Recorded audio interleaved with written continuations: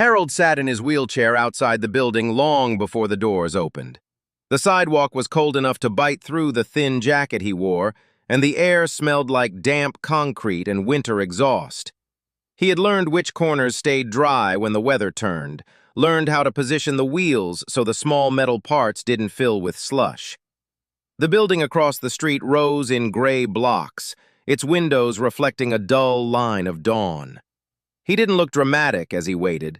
He looked tired in the way people did when they had been awake too long, not because they wanted to be awake, but because sleep didn't always come on command anymore. His hands rested on his lap, fingers moving once or twice as if they were remembering a grip from an earlier life. A thin strip of paper was taped to the side of his bag. Someone had scribbled a phone number on it in pen, and someone else had added a second number underneath. Harold had kept both. He didn't know which one would still work. He had learned not to assume any door would be open just because he needed it. When the streetlight finally clicked off, the building's side entrance unlocked with a mechanical sound that carried across the courtyard. A janitor began pushing a cart. A guard inside shifted his posture. Harold waited, eyes on the glass doors as they began to give off warm light. He could have gone somewhere else. That wasn't the point. He had come here because he had been told more than once that this office could help veterans who had nowhere else to turn. He had been told it on a call that ended with a promise. "Bring your paperwork. We'll get you in." He had brought paperwork that was half frayed from being folded and unfolded too many times. A folded copy of a discharge document. A card with contact information stamped on it. A printed note about appointments he had been unable to keep. The kind of documents that weren't heavy, but were heavy in their meaning because each paper represented a moment when he had tried. When the doors opened, Harold crossed the threshold slowly. The lobby was bright in a way that didn't feel welcoming. Fluorescent lights made the tile floors shine, and a row of chairs sat against the wall like furniture meant to keep people from drifting.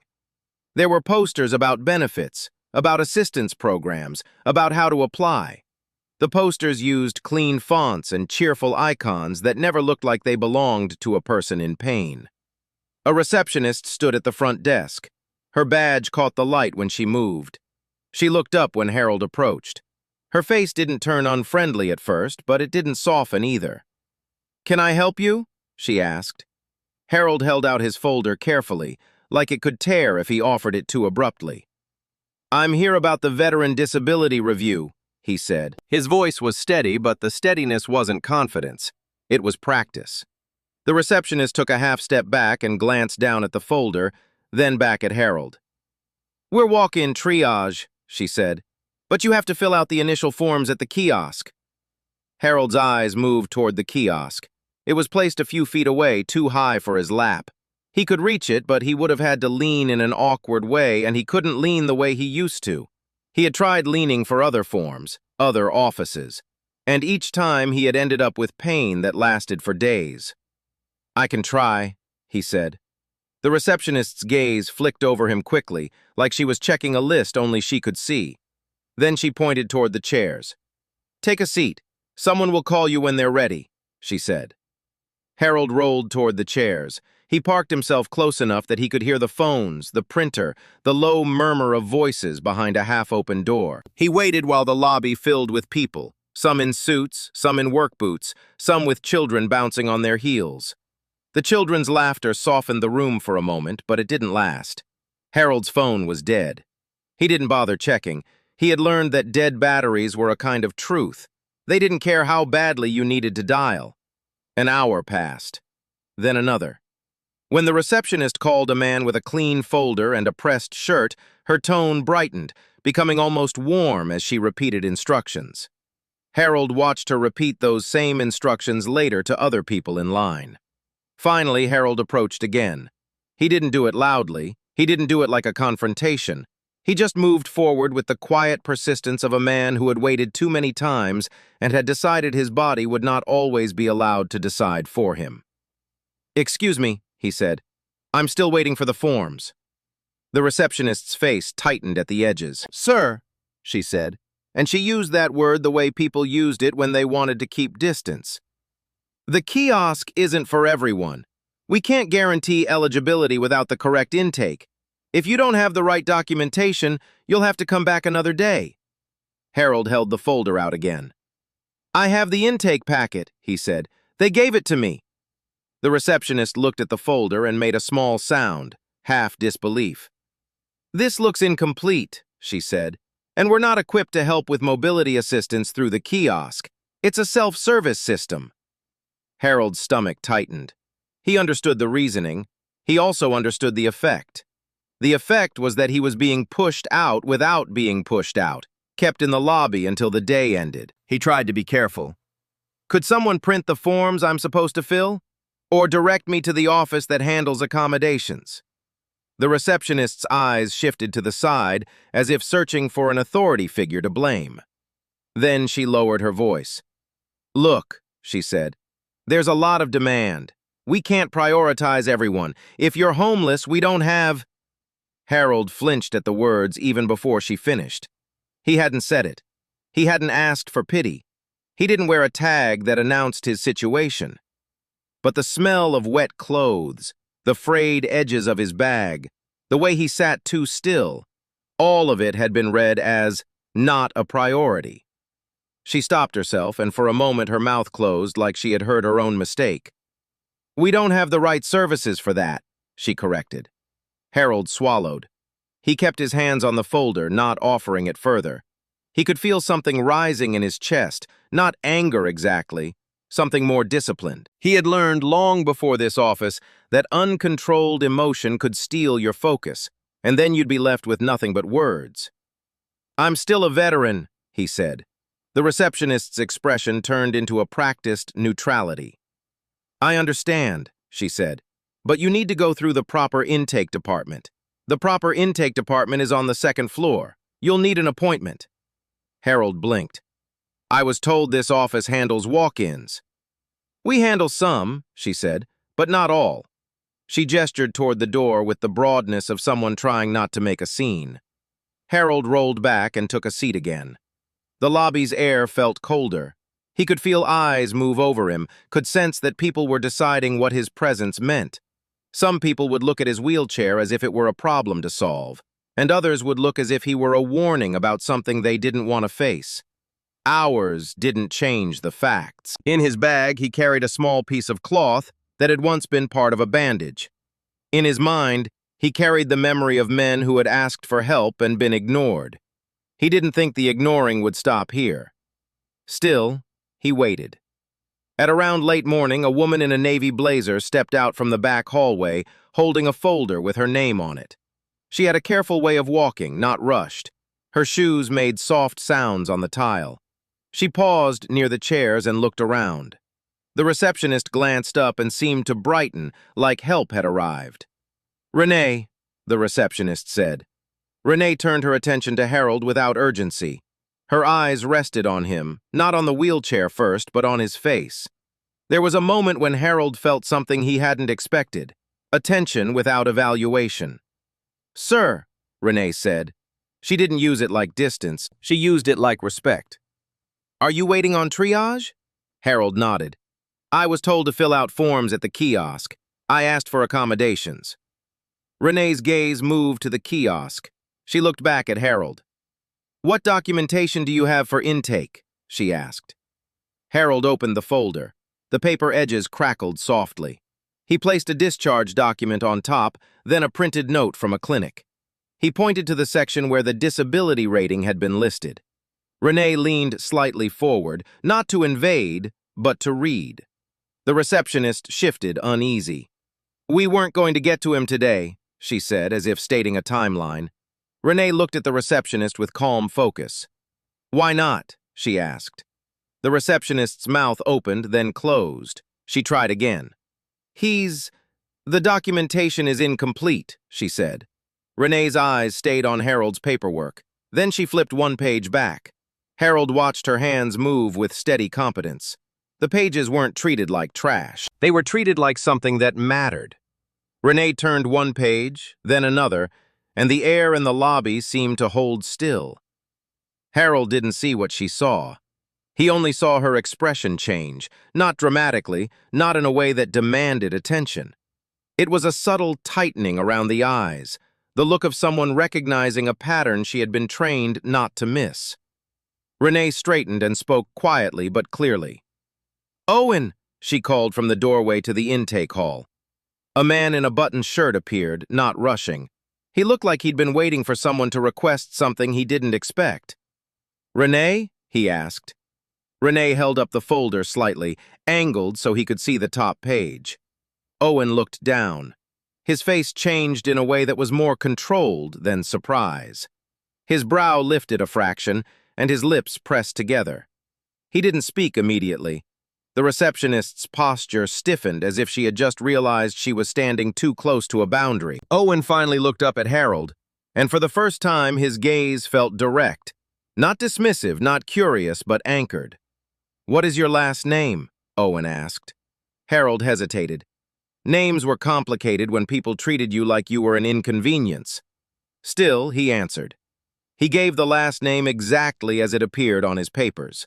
Owen nodded once, almost like he was checking an internal list. "How long have you been trying to get this review?" Owen asked.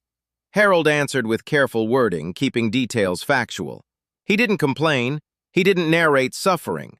He simply explained the timeline of calls, the missed appointments, the way his phone died when his battery had no chance of surviving winter. Owen's eyes lowered to the folder again. Renee said, "He's eligible for the accommodation intake process. We'll need to move him to the proper room." The receptionist started to protest, but it came out slower, weaker. "We can't just... his file." Owen's voice interrupted her, even-toned. "Bring up his record," he said. The receptionist's face went pale, not from fear but from recognition of consequences.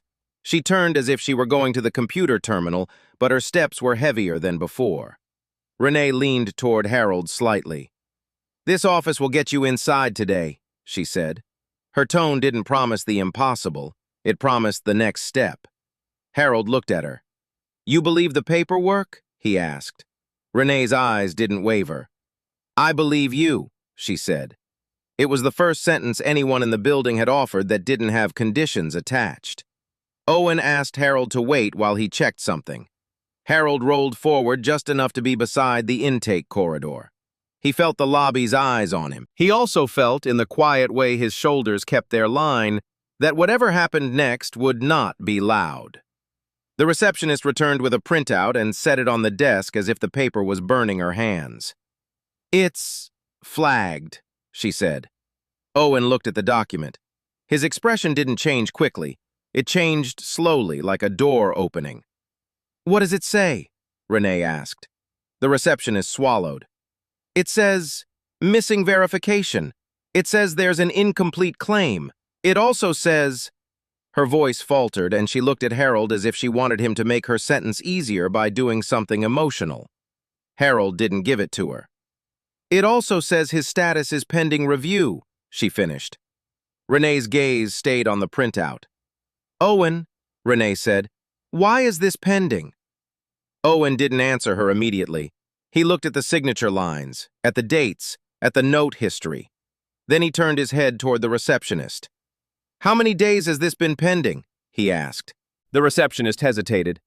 "A while," she said. Owen's eyes narrowed slightly. "How long?" he repeated.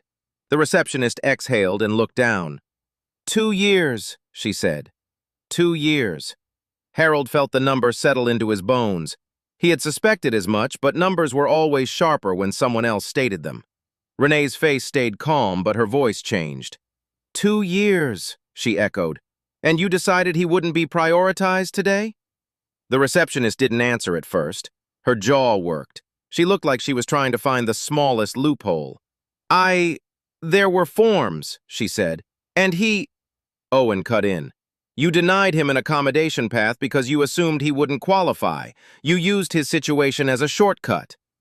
The receptionist's eyes flicked to Harold, and there was a flicker of anger there.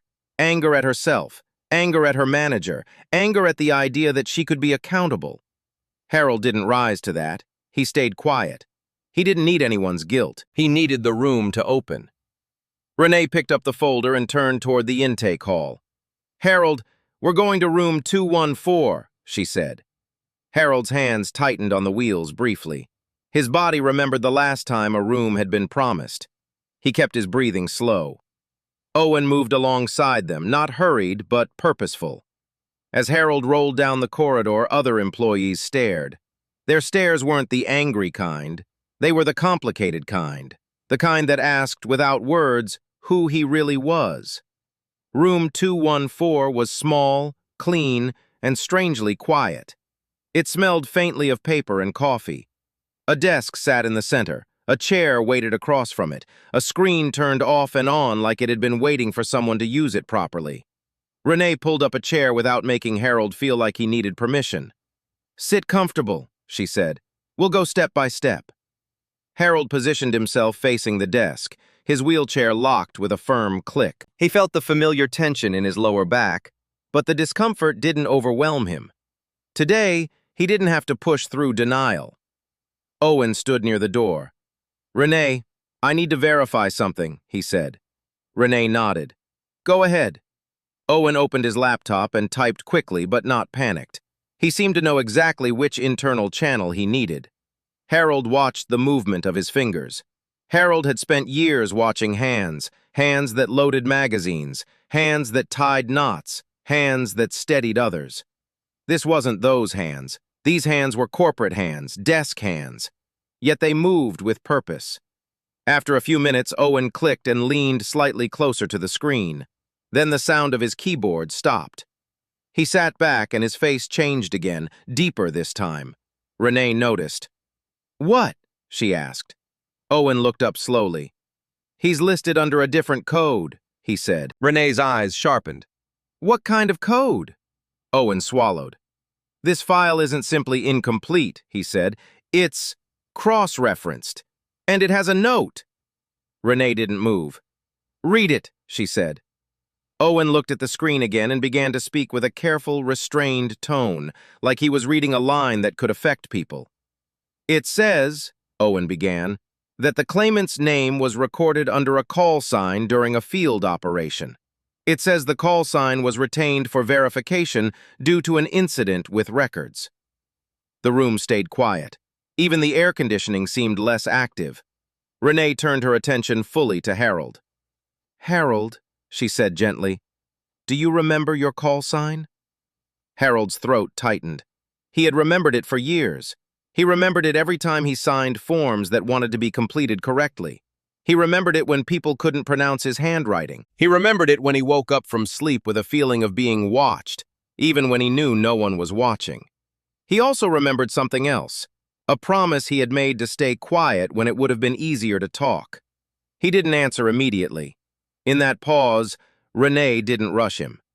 Harold finally said, "I remember." Owen nodded once, encouraging but not pressuring. Harold looked at the desk.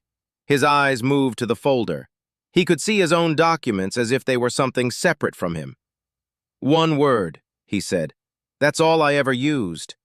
Renee's voice stayed low. "Tell us the word." Harold lifted his chin slightly. "The file calls it," he said, "by the call sign. The Marshal." He said it without drama. It didn't come out like a challenge. It came out like a fact. Renee's face changed subtly, as if she had just walked through a doorway she didn't know was there. Owen's hands went still on the laptop. He looked toward the door as if he expected someone to step in, but no one stepped in. Renee swallowed. Then she spoke with a tone that wasn't for Harold. It was for the building. "Owen," she said, "pull the supporting memo." Owen nodded, typed, and clicked again. Another document opened. He didn't read it out loud at first. He scanned. Then he spoke, and the words were quiet but forceful. "It references an attached commendation," he said. "A citation that isn't in his current file because it was held back pending verification." Renee's eyes widened slightly. "What was the incident?" she asked. Owen read a line. "It says," he continued, "that the veteran was injured during a classified operation and that records were temporarily restricted. It also says—" His voice paused again. His jaw tightened. "It also says," he finished, "that the claimant was at risk of being treated as non-compliant due to his living situation after discharge." Harold didn't blink. He felt something like relief, brief and sharp. Relief that at least someone had written down the truth. Renee's gaze moved slowly from Owen to Harold. "So it was documented," she said. "They knew his living situation and still held the record." Owen nodded. "2 years ago," Owen said, "someone marked the verification as missing, but the memo indicates it was already supposed to be there." The word "supposed" hung in the air like dust. Renee leaned back slightly and folded her hands. "Then someone didn't do their part," she said. The receptionist's earlier words came back to Harold. "If you're homeless, we don't have—" as if his situation disqualified him from being a person. Harold had stayed restrained because he had to. But now, in this small room, he didn't feel like he was trying to stop himself from exploding. He felt like he was letting the truth do the talking. Renee looked at Owen. "Get the citation uploaded and schedule a new intake review with accommodations. Today." Owen didn't question it. "Already started," he said. Renee turned toward Harold. "Harold," she said, "I'm sorry you were treated like this, not because it's polite to say, because it's wrong." Harold looked at her. He felt the urge to accept the apology quickly, to keep the mood from turning into a courtroom. But he didn't. He simply nodded once. "Thank you," he said. Owen cleared his throat. "There's another step," he said. Renee looked at him. "What?" Owen glanced at the file. "The system requires a public acknowledgement request when a call sign is used in place of a name for verification," he said. "It's a process check. The office can't just correct it quietly. It must be recorded." Renee frowned slightly. "So someone else will have to hear it." Owen nodded. "Yes." Renee's jaw tightened at the thought of more people watching Harold like a spectacle. Harold could see it. She didn't want drama either. Harold kept his voice low. "Don't make it loud," he said. "Just do what's needed." Renee's eyes softened. "We will do what's needed," she promised. Owen stepped out for a moment, leaving Renee and Harold alone in the room. The silence between them wasn't awkward. It was respectful. Renee sat back on her chair and exhaled slowly. "When people see a wheelchair," she said, "they forget the person inside it still has a mission." Harold's fingers moved once against his lap. "People have missions for themselves," he said. "They just don't always include other people." Renee studied him, then nodded. "That's true." A few minutes later, Owen returned and said, "We're ready. Come with me." They rolled Harold out of room 214 and back toward the main lobby. Harold felt every eye now. It wasn't louder than earlier stares, it was different. Earlier stares had been calculating. Now the stares felt like they were trying to understand how they had been fooled by assumptions. Renee walked ahead of Harold with her folder held neatly. Owen followed with his laptop. They stopped near the reception desk.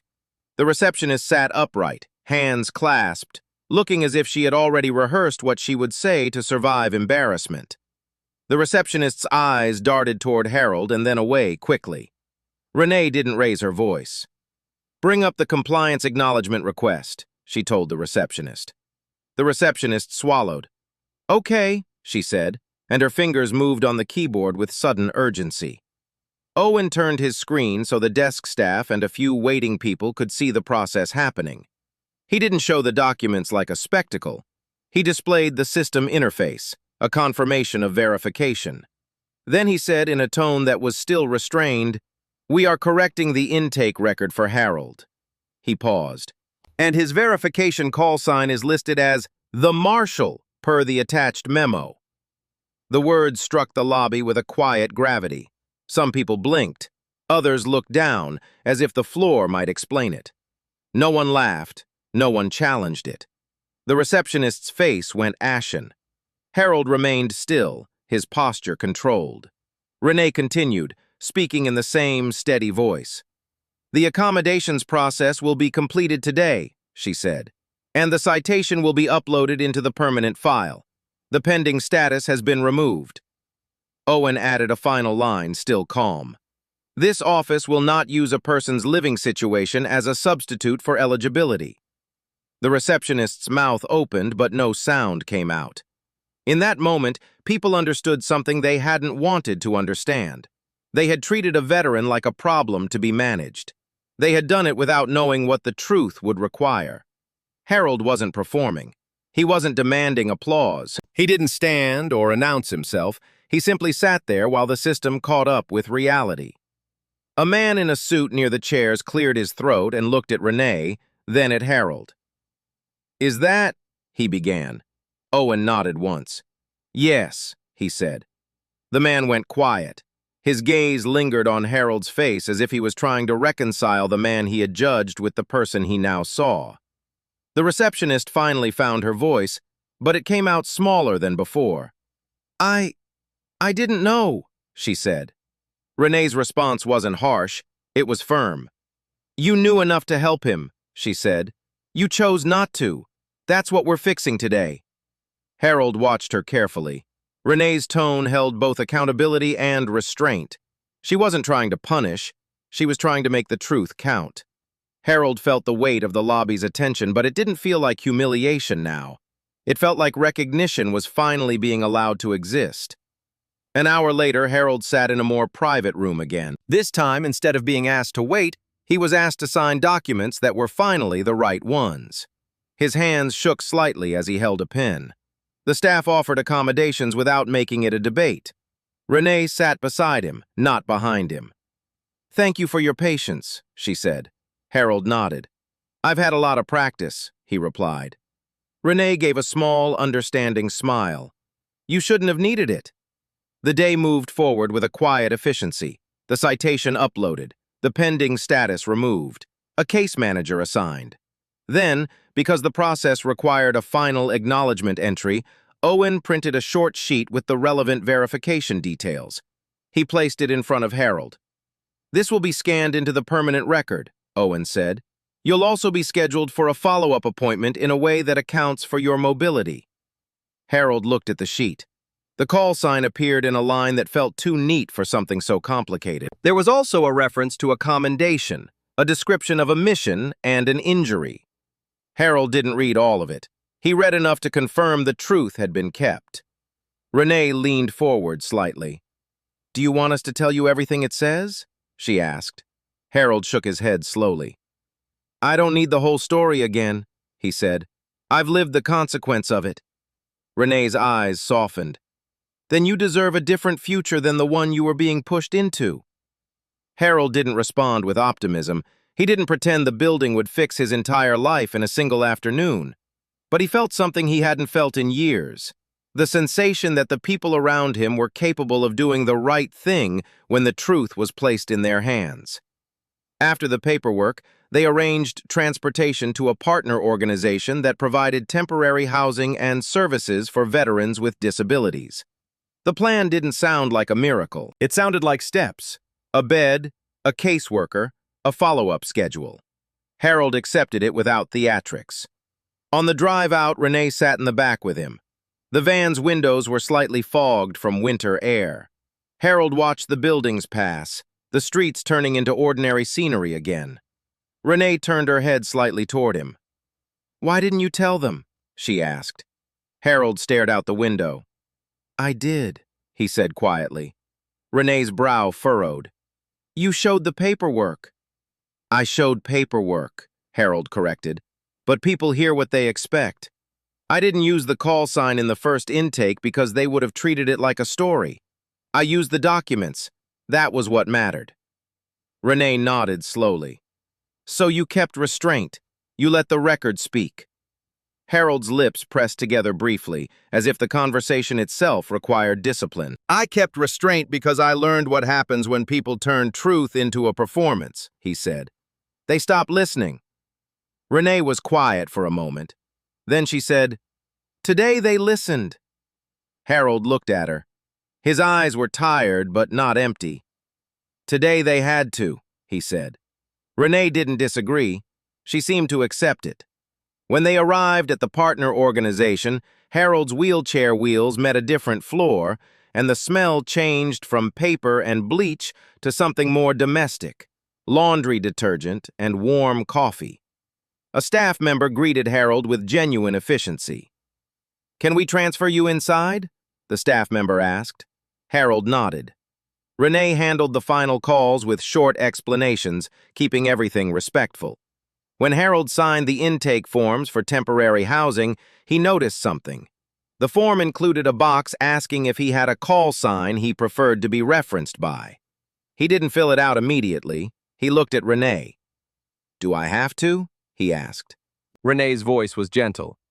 "Only if you want to," she said. "We're not doing this for attention.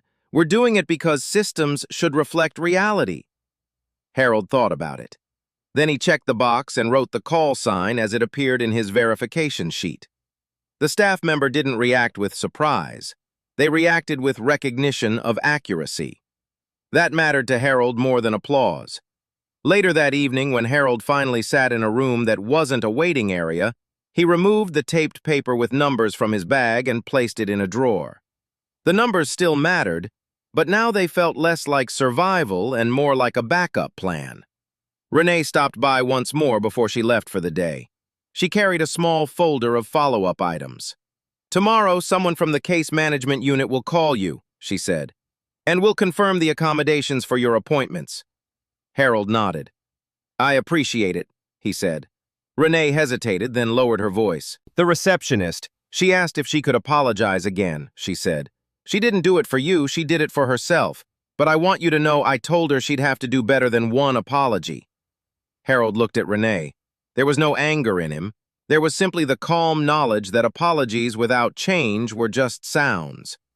"You can't fix what you dismissed," he said, "but you can change what you do next." Renee nodded, eyes shining but controlled. "That's exactly what I meant," she said.